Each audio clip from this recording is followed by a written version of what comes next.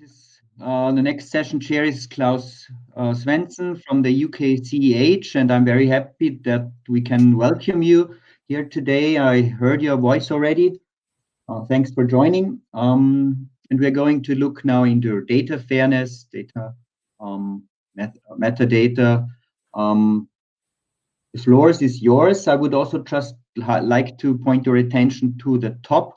I will in a bit display our dashboard, which links you to several further links that are going to be necessary for the next couple of sessions. So in a bit, there will be this call for action button available again, which you can directly go to the NanoCommons powered dashboard to have easy access to information and links. Klaus, please start with your session. Thank you. Thank you very much. So I've been asked to chair this session and lead in with giving an experience from NanoPhase of how it was to go fair before the systems were really ready for it. So NanoPhase was how do I move the slides on, Martin?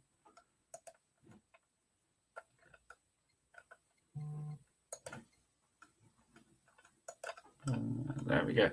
Okay. So NanoPhase was a fate-based project. It was one of the first to really deal with the fate of materials in terms of how they were changed going through the manufacturing process that you can see over here in the left-hand side, and having to track things in time and across different processes. We had to look at what transformations happened in waste. We had to look at things that happened in time across different media, and really the databases that were there weren't geared for that. So we had to look around at different options for how we would record our data so we could share it later. We obviously knew we had to make it findable and available, but there was nowhere that could really house it at that stage. Next slide, please, Martin, if you can.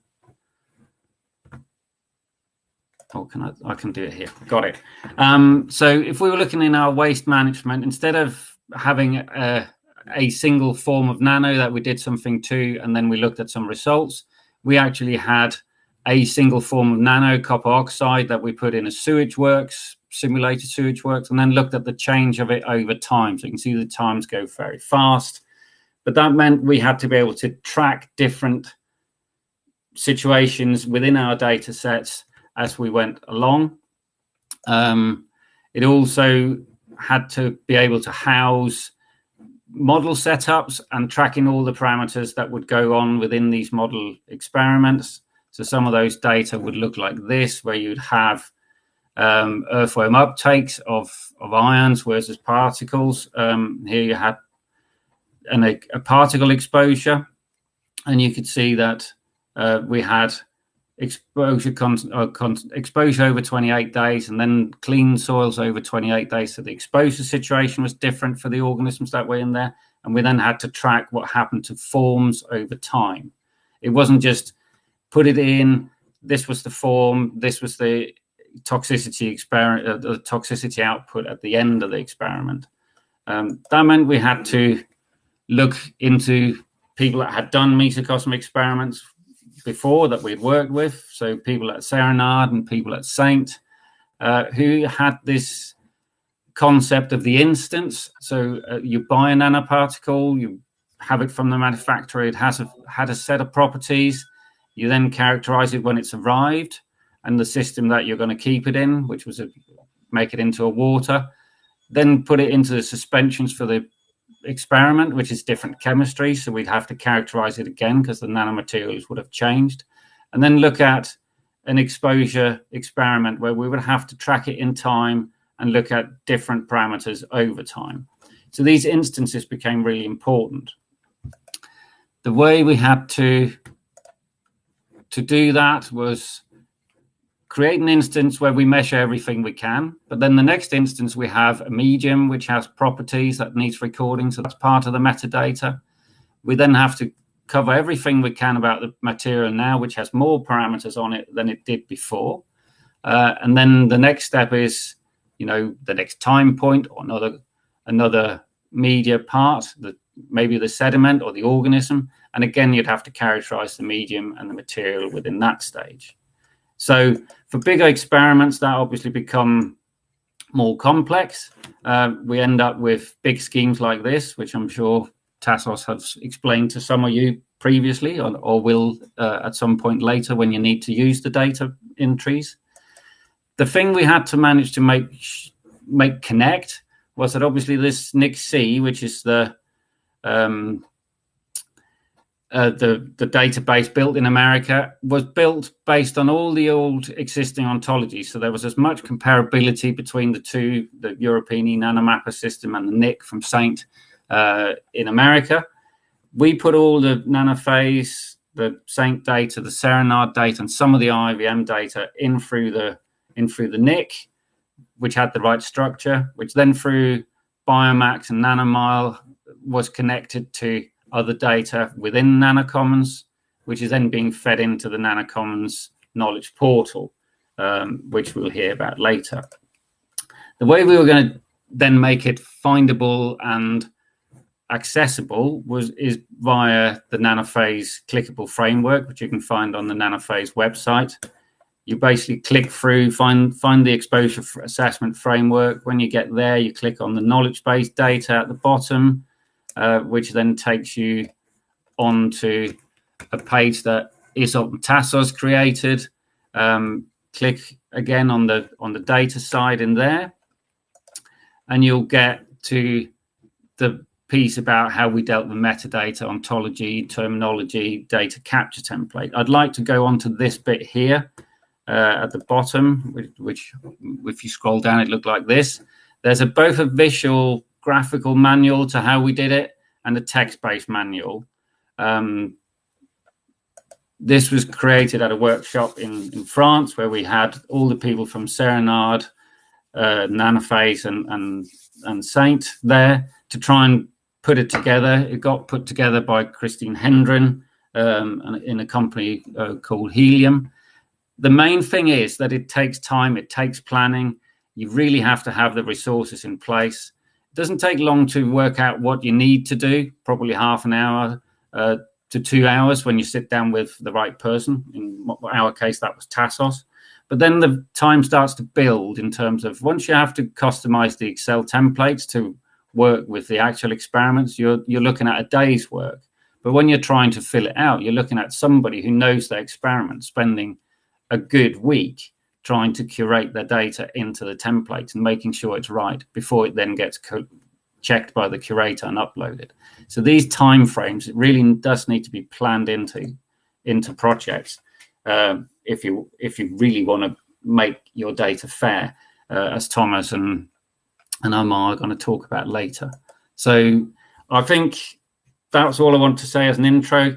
I think we'll take questions later and just hand straight over to Thomas. Otherwise, we'll just end up answering the things he's going to talk about. Very much.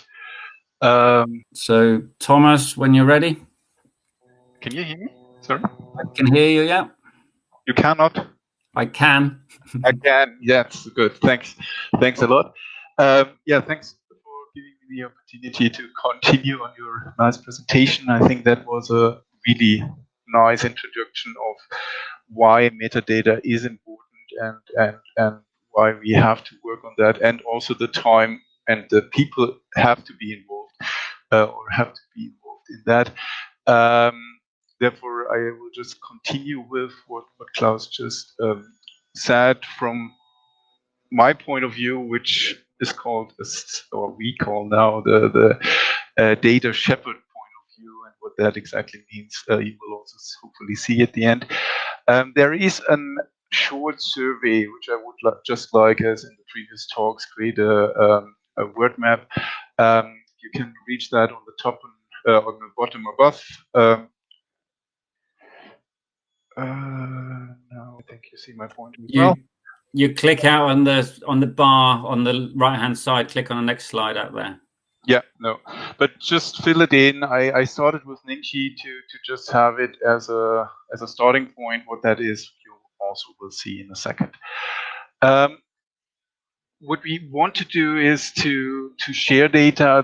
That is what the FAIR principles or the Open Science or Open Data Initiative from the EU and so on. That really this concept of being able to reuse data more often, not just for the purpose they were actually created for, and for that there are coming a lot of more requirements on that, and this is especially metadata, and, because the metadata will make data complete, or at least partly more complete, which is probably not the concept, but at least more usable. Yeah, and for that you really have to think of what really do you have to give or give additionally to the numbers that others can understand. That this is already, I think, 4 years old, from a paper where they looked at all these concept of completeness. What does that really mean? And I think completeness is really content specific, because data might be complete for using in a specific context, but it might be just unusable in others. And that is exactly the question. How can we make it as complete as possible, which means as many applications of the data are possible? Then this also relates to data quality clearly, because in principle there is, sure, you are doing the experiment and you try to do get the highest quality out there, but in principle if you then not report your data accordingly to standards, then the best experimental quality is not sufficient, because people will not be able to reuse it. Therefore, there is also a data management quality you have to agree on. What are the standards you want your data to be shown? This led to these FAIR principles, and I don't go into the details of all that, because Amar will do that later. The main point which I want to highlight is this red arrow down there, because that is the main mentioning of metadata. And you have to see that the fairness principles are guidelines, but they are not telling you what to do. They tell you should do your data according to community standards, but we have to define that, and I think Klaus just showed a very nice example how these standards can be and have to be defined. It's work. These were the original one. As I said, I will not go into these, but we also thought that because there is no really guidelines on the scientific side or the community side, what does it really mean that these are according to standards, or how do you create these metadata standards? We said we should look into that a little bit more detailed and create these scientific FAIR principles, which are really more guidelines on what the community is needing to do. And this is just these links or the examples I have on here, but in principle, that is what I will talk about in the next couple of minutes.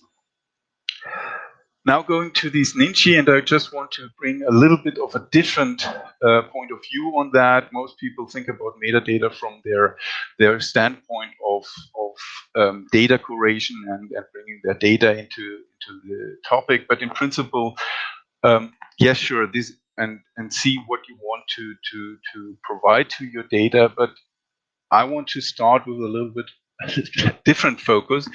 We had this initiative that we wanted to create an identifier for a nanoparticle, and a little bit more than just, okay, it's a titanium dioxide, but it really has some kind of information on top of that, that you can distinguish between, for example, one nanoform in a regulatory application and another.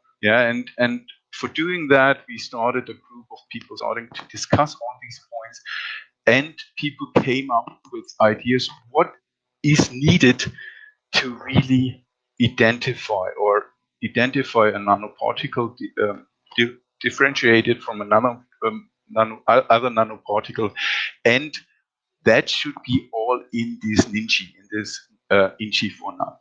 INCI, if you don't know the INCI is in principle an identifier, a chemical identifier for small molecules.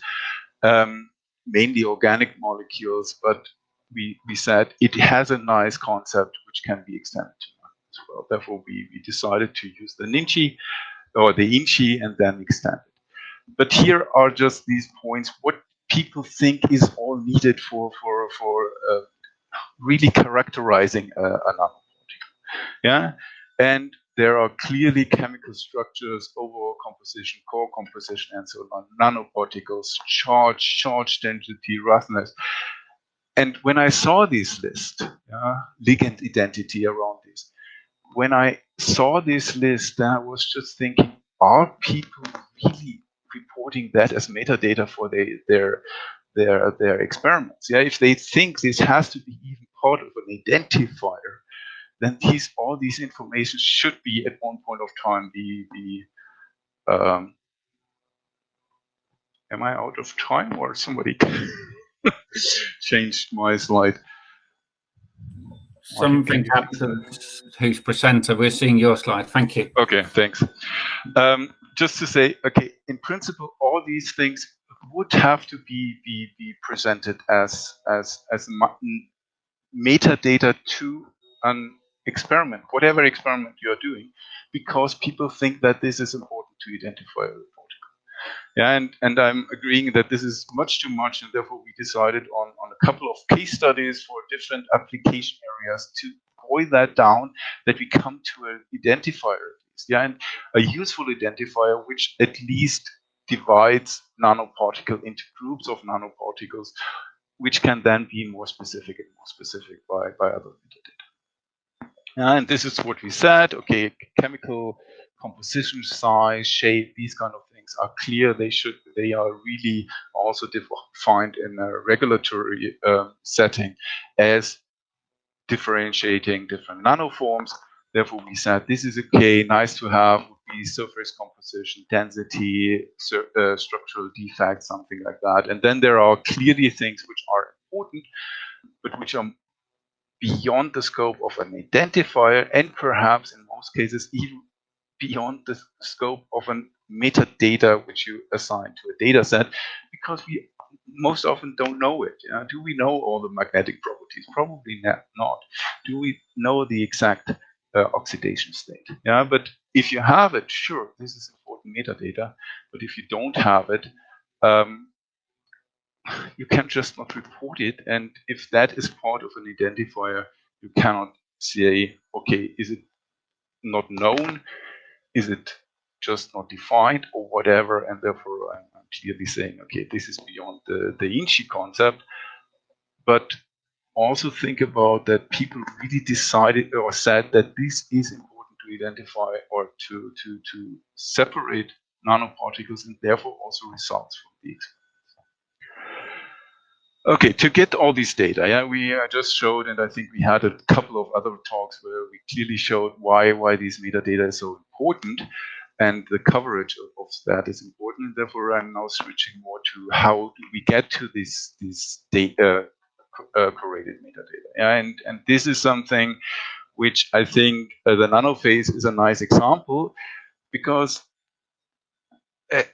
in principle, all these, and Klaus said yes, because we were not at that point, at the stage where this was all possible, but new projects don't have these excuse anymore. Yeah, there are things, but it has to be directly integrated in the project and done more or less from the day one. Yeah, and all the partners have to be in principle involved. If you just put that onto the task of the data manager, your designated data manager in your project, then this will not work. Yeah, it will just not work. You need to go back to the data creators, then the analysts, and so on, and then also have some data curators involved, which check what you put in and so on. And this is time consuming. Yeah, Klaus talked about 7 days for one data set. Yeah, this is a huge amount of effort, but I think it's worth to do this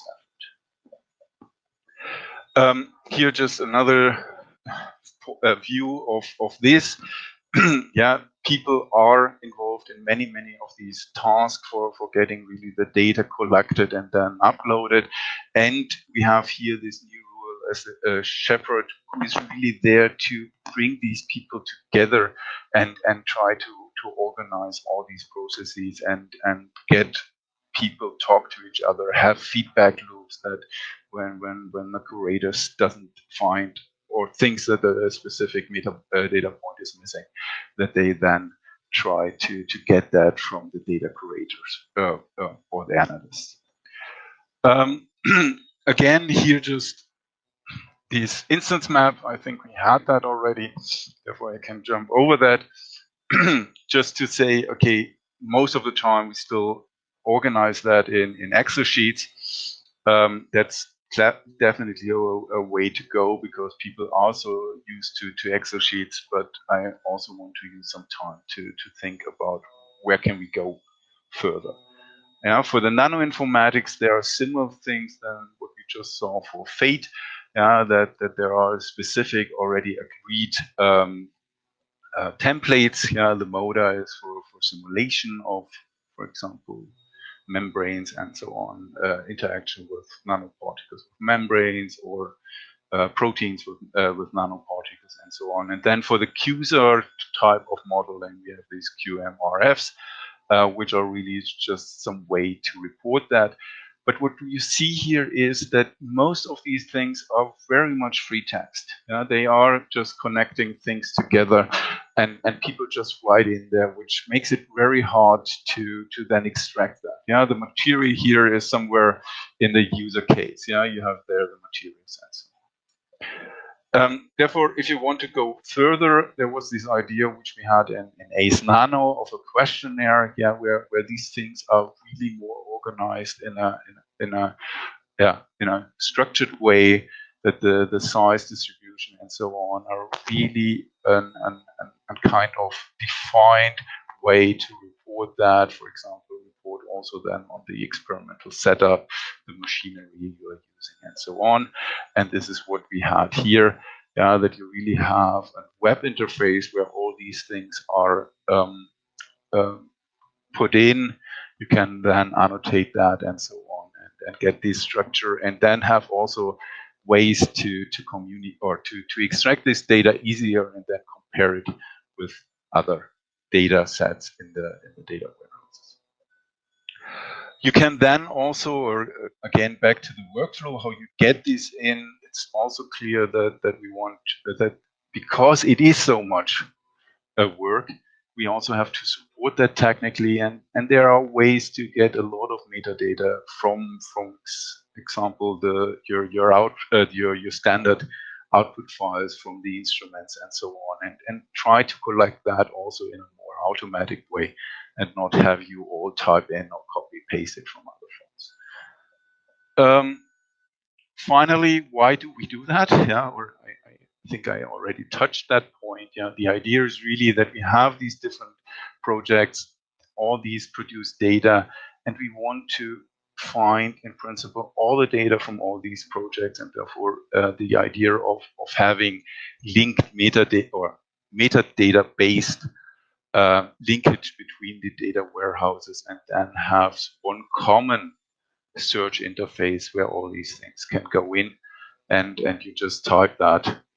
Okay, I'm running out of time, or at least people are reminding me that I might run out of time. Just to let you know that we hope that at one point of time we have these different warehouses which are really optimized, and the metadata which is covered there is optimized for very specific areas like phys-chem characterization, or hazard, or fate, or whatever. But then you have these overlaying infrastructure, which then really combines these different data sets, and in that way brings you an overall view on a specific nanoparticle. Good.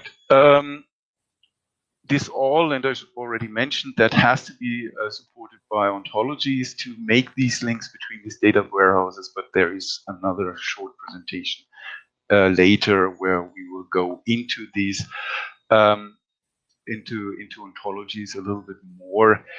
Important is that these ontologies also help to get the people understand each other, because creators and data managers and customers might have very different understanding of one specific term, and this is just instance here as an example. I often use endpoint as an example because they really mean different things, and these ontologies also help us to understand what the other person thinks about a specific term, and if we are not agreeing on this terminology, then we might have to use something else, but that's later as well.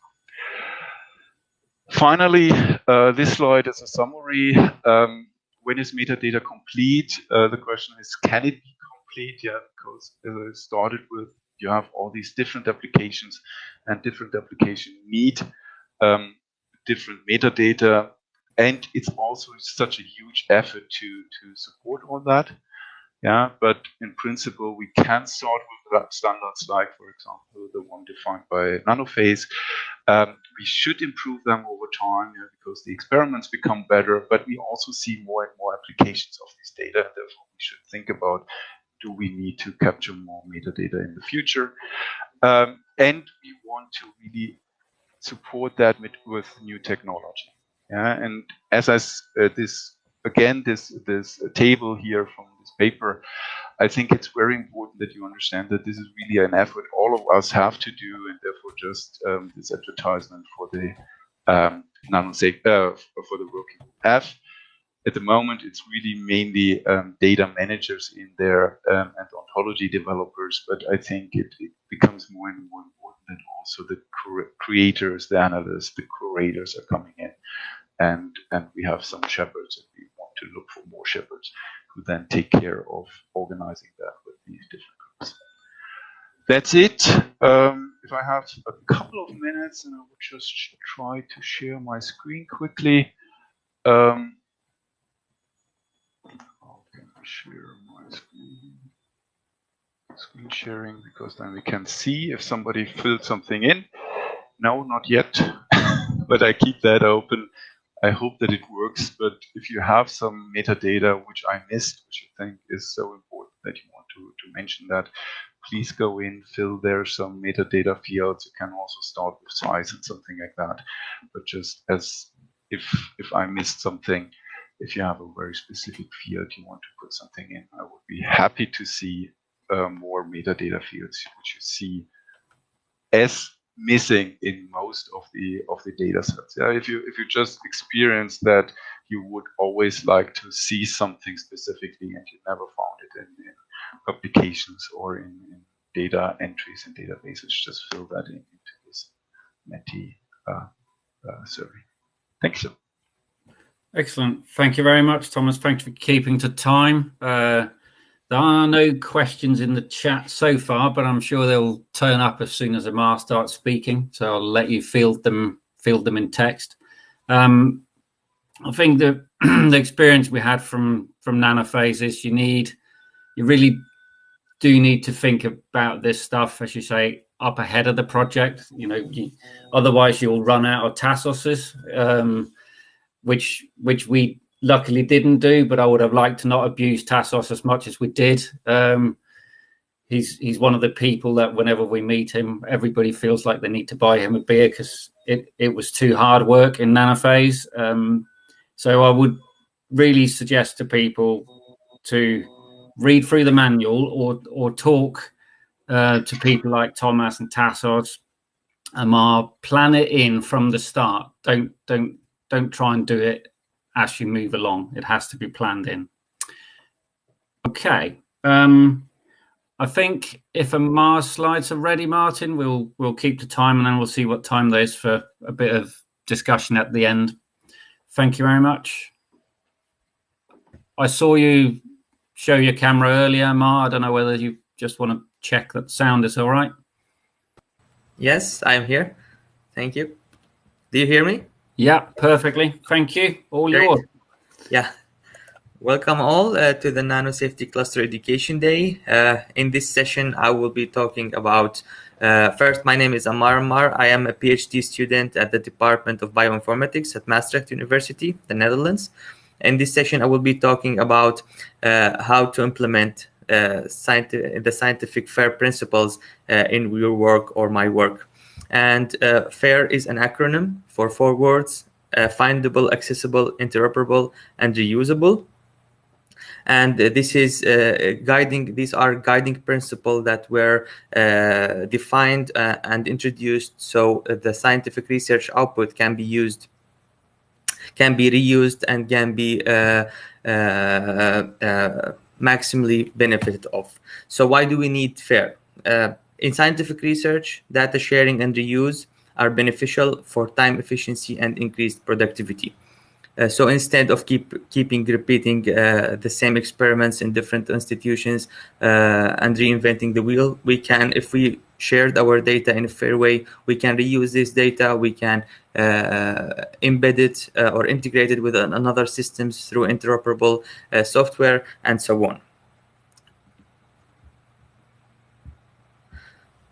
But for now, the data reuse remains difficult, and that's due to the lack of infrastructure, standards, and policies that should be adopted widely around the globe, so we can make benefit of this data and reuse it. And the FAIR principles aims to provide guidance to increase the data discovery and reuse.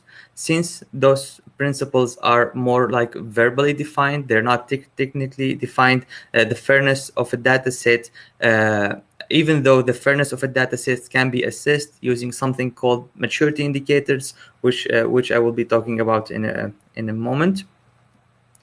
So these are the four FAIR principles: findable, accessible, interoperable, and reusable. Under each one of them, there is more sub principles.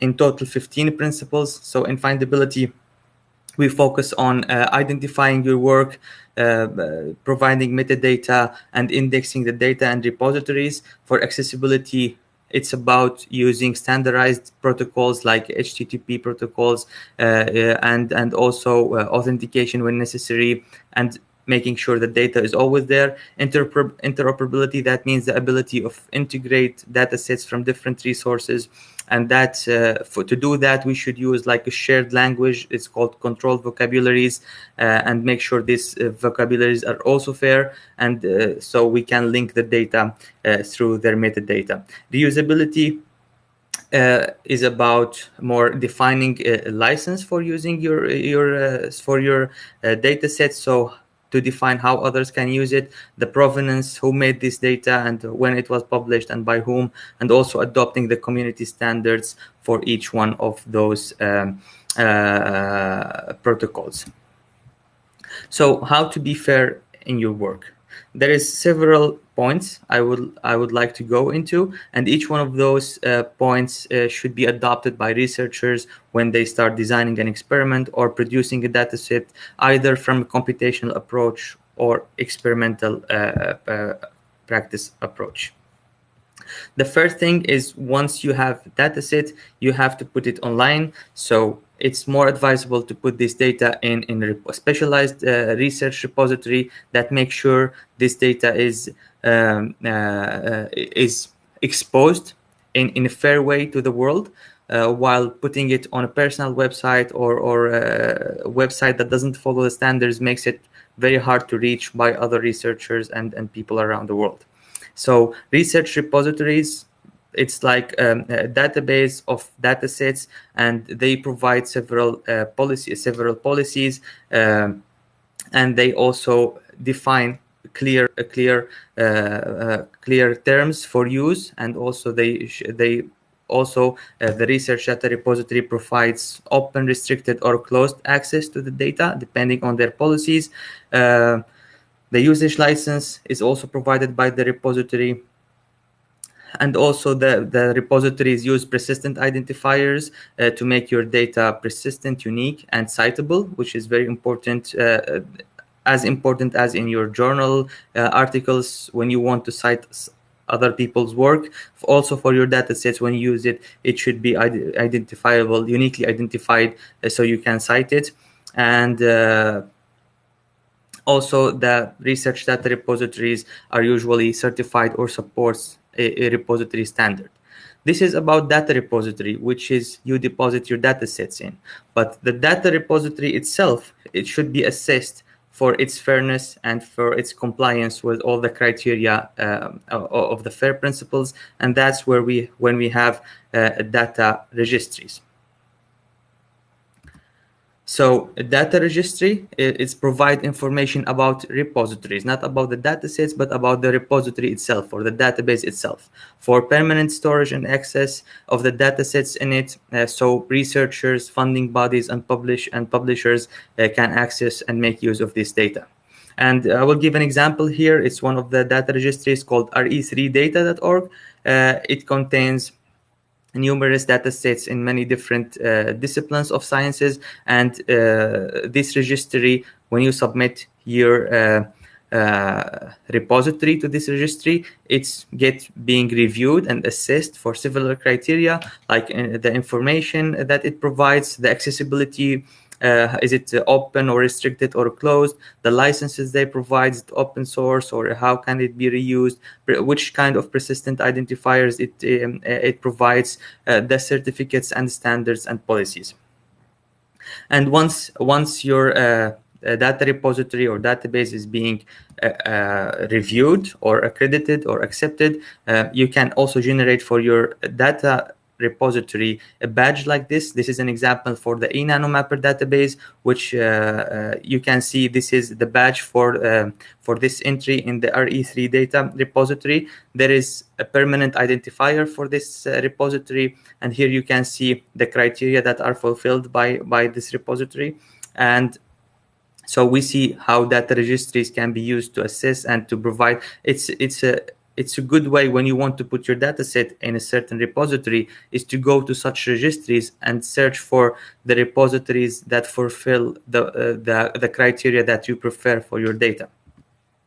So it's a simple decision tree. When you have your data, first you ask the question, what type of data do you have? Is it a data set? Then you deposit that in a data repository, and if it's a database, you're making a database or repository, which is a collection of other data sets, then you have to register that in a data registry. This is for the first point I want to talk about data repositories and registries. The second point is metadata and controlled vocabularies. And high quality metadata improves data discovery, because if you put your data sets like an Excel sheet or small access file on the internet without any information about it, it will be hard to be reused. It will be hard to be interpreted and being incorporated in other people's research. So it's very important to provide metadata about your work. And controlled vocabularies, it's like a set of terms that or fields or properties that can uniquely identify your data and which increase the chance to be discovered by user searches over the web. And metadata schemas, it's a sort of controlled vocabulary, but for the web, made for the web. So when you mark your data set with a metadata schema, you can make your data findable to the world. One of the widely adopted schemas, it's schema.org, and this is adopted by Google and the major search engines. It has an extension for the life sciences domain called bioschemas.org, and you annotate the page where you upload your data set with this schema on your personal website or institute website, which makes it much easier to be picked up by the Google dataset search, and also to extract this metadata from it automatically and increase or boost discovery of your dataset. The third thing we will talk about is permanent identifiers. So usually people use a link to their dataset to the page where they put it, and this it's important to notice that web links can break. Websites are not guaranteed to be online for long terms, and the tracking down the data based on a general description can be challenging. So sometimes if you wrote a natural language query in Google, it's very hard to get the data set that you're really targeting. So you need something that is more uniquely identify this data, and you can access it permanently and directly. And the solution for that is permanent identifiers. And there is several kinds of identifiers implemented. One of them is DOI, and I think all of you recognize that. This is coming from the same identifier used by journal articles, where your publications and articles are given a DOI identifier, and this is a permanent identifier that guarantees every time you click on the URL of that article, it will take you to the publication website or the material itself. The same for datasets. Also, they can be given a DOI identifier. The structure here, there's an example of the structure of the identifier. It's URL, so it's accessible through any web browser through the HTTP protocol. It's composed of 3 sections. The first part is the DOI directory. The second part is a prefix and mostly related to the publishing side, and the suffix is about the targeted or the data set or the article that is being identified. On the other hand, ORCID is a different kind of identifiers. I will come to that in a moment. And the benefits of having these permanent identifier is keeping track of the data and making sure this data does not get lost or identified. For example, having 2 data sets with similar titles or published by the same author but with certain enhancements or modifications. So having a unique identifier makes sure that this data is not misidentified, and it has permanent access to this material. And also it's easier to cite and track the impact of the data sets the same way that journal articles are. So if you want to incorporate other people's data sets in your research, you need these identifiers to cite their work and keep track on the impact of your own data sets. So the other kind of identifiers is called ORCID ID, and this is for the researcher side. So we're not talking about identifying the article and the data set, but here we are talking about identifying the researcher himself or herself. So this is also a URL-based identifier. It's global. It's unique to every researcher. Anybody can sign up for this identifier ORCID ID, and it has been used to link the researchers to several things like universities and institutions, funding agencies, other kinds of identifiers like the researcher ID and the pub loans, and also for networks for researchers like ResearchGate and Mendeley, and other repositories like Figshare and Zenodo.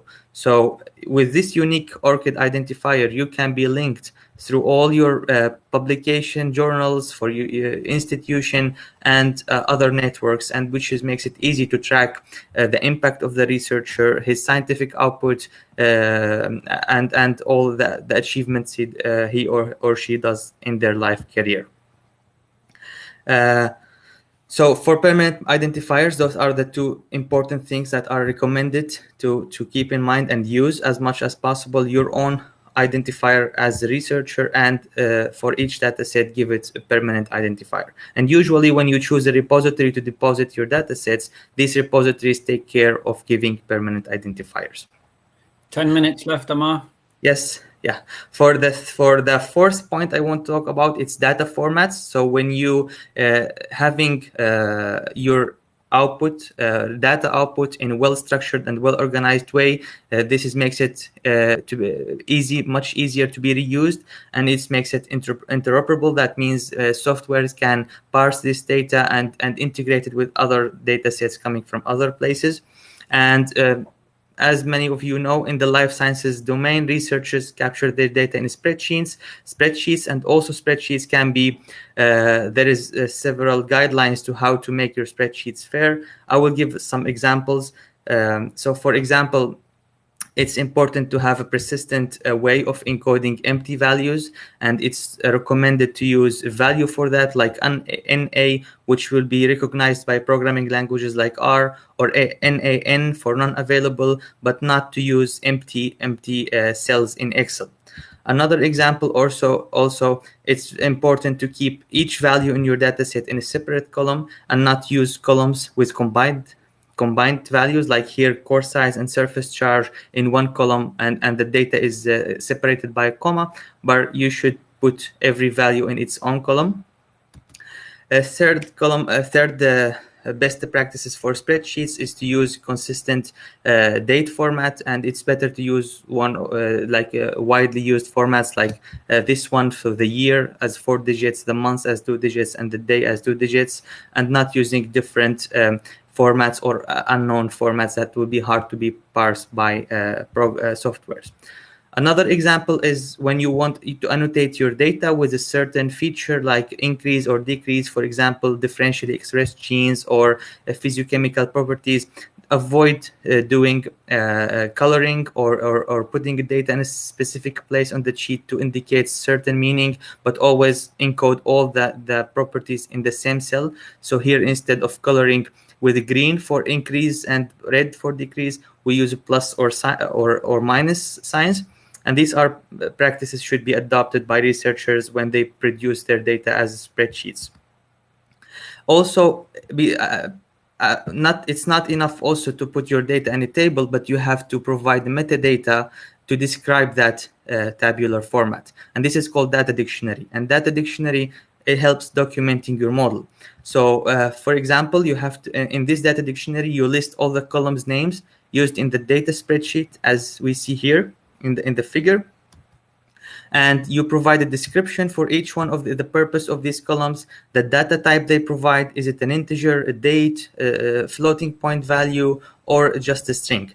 And also you have to give an indication of the units of measurements, because when people want to integrate this data with other data sets, if you do not give specific units to your numbers, it will be hard to incorporate it in future research. And the fourth point is to describe the measures that have been taken to ensure the correctness and the consistency of data, like the platform where the experiment has been conducted, how many repeats, and so on. Licensing is the fifth point in this about making data fair, and data citation. So you should give your data license, where the license describes the conditions under which your data or software is reusable. And if you are interested in open licenses, you can check the creativecommons.org website, where it provides several licenses, and you can choose what suits your data set. And also state how to cite your data. So always provide information about the author, the creator, the date of publication, and the organization where the data set was produced, plus the unique identifier. Also, it's important to notice that long-term data stewardship is an important factor for keeping data open and accessible for longer term. The sixth point we come to is, as we saw before, FAIR principles are verbally addressed. They do not have any technical implementation or technical requirements, and data reusability in the life sciences domain is hard to quantify. The FAIR assessment usually is mostly done manually. So you submit your data set to a certain service or third party that does this assessment. It happens manually, which makes it slow and less objective. And we lack also the means of comparing fairness of the life sciences data in a visual, easy to read manner. And that's why maturity indicators came to the picture as a way of assessing the fairness of a data set in a programmatically implemented way, either automatic or semi-automatic as much as possible. And recently, a group I have done with several colleagues at Maastricht University is about creating a workflow, a semi-automated one for fair maturity indicators in the life sciences. So it's a Jupyter notebook. It's a workflow implemented through Jupyter notebooks in Python programming language that can assess the fairness of a data repository available on the internet. That means it can be accessed through the URL, and following all the sub principles of the FAIR principles. Here there is a GitHub link to see the output of that research, and here is the DOI and the title of the article published in Nanomaterials. Yes. In this research, we took six data sets or databases on the internet with use cases like searching for titanium dioxide toxicity in Nanomapper or other 3 nanomaterials related databases. And then we implemented this easy to read balloon plot to see for each one of the fair maturity indicators how well it performed or how much is it fair. So the size of the shape indicates the level, the score of fairness. The color is for the 4 principles, and the shape if it's automatic, manual, or not assist. And we can see here that the Kimball database for chemicals achieved the highest, relatively the highest fairness level, while Gene Expression Omnibus and NanoCommons achieved a relatively low fairness. So the output of the research also provided a way of visualizing fair assessment through maturity indicators. Our current work is about developing new maturity indicators. Since we are I am more specialized in working with NanoSafety data and NanoQSAR applications. So we want to develop new maturity indicators for these applications, especially for the reusability and interoperability principles. So I am developing a maturity indicator about standardized formats like IOM, GRC, and ISATAP, and minimal reporting standards that should be met in the assist datasets. Also, after reviewing 15 NanoQSAR article reviews, we saw several observations that could be implemented as maturity indicators, like having at least 3 descriptors to be used in a QSAR study, and making sure that the units are always reported so the dataset can be reused for QSAR applications, and also frequent physiochemical features were used also to make sure these physiochemical descriptors are always present in the datasets for reusability.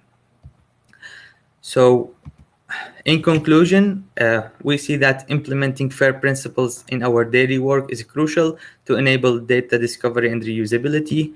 We saw that making our dataset, software, and workflows fair is as important as our articles and publications.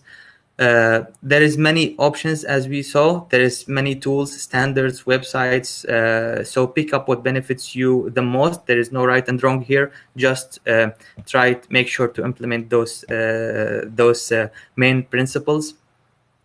And fairness, as we saw, can be measured. And we developed a semi-automated workflow to assess the fairness. And we applied it to 6 life sciences resources using maturity indicators.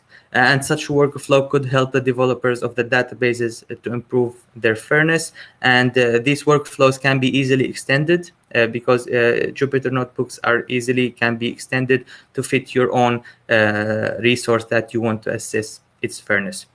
I would like to acknowledge my colleagues and co-authors of the project and the published article, and the RISC-ON, NanoSolve, Government for Nano, and NanoSafety Clusters EU projects. And thank you for listening. Excellent. Thank you very much, Amar. Yeah, thank you. I'm hoping everybody's clapping away in their virtual world. Yeah. This was really good. It was nice to see how to do it. It's easy to talk about that we all should do it, but it's nice to see what the actual tools are. And you'll see that in the chat as well, that everybody finds it really useful. So thank you very much. Very good.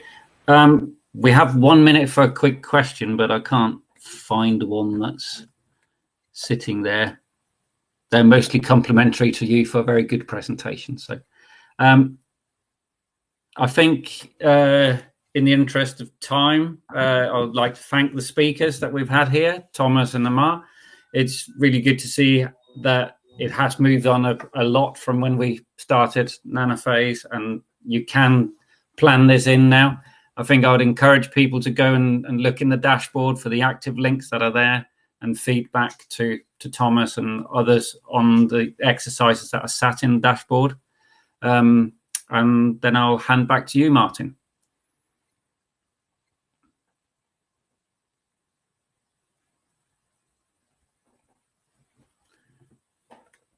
Yeah. Maybe one final question still to be answered by Amar. We just put it on the